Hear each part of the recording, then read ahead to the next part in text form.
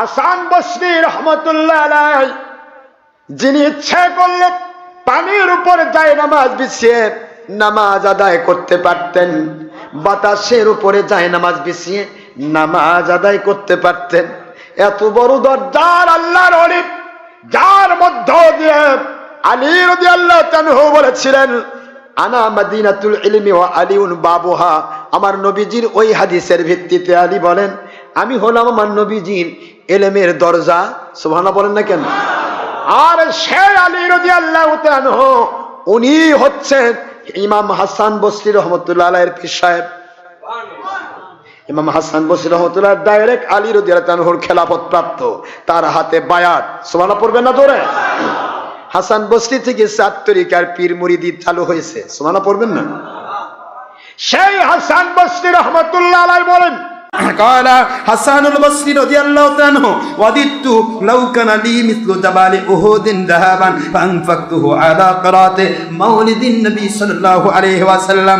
হাসান বসরি রহমাতুল্লাহ আলাইহি বলেন দুনিয়ার মুসলমানেরা মুমিনেরা রে, যেই মানুষগুলি আমার নবীর মিলাদের পক্ষে অর্থ সময় ব্যয় করো, অপচয় মনে করো না। আমি হাসান বসরি উত্তম তাবি শ্রেষ্ঠ আল্লাহর জমিনে সাহাবীদের পরের মাকাম। অনেক সাহাবী আবু বকর, ওমর, ওসমান, আলী 4 সাহাবীর কাছ থেকে 4 তরিকার খেলাফত প্রাপ্ত। সুবহানাল্লাহ বলেন।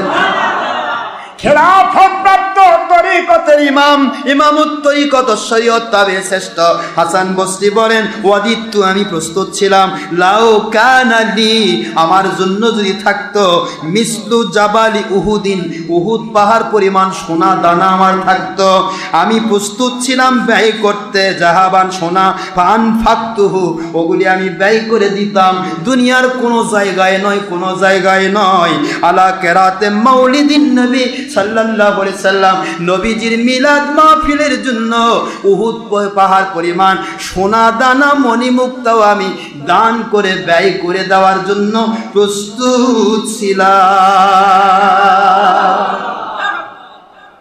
আর এখনকার মুন্সি কি কয় অপচয় নয়, অপচয়।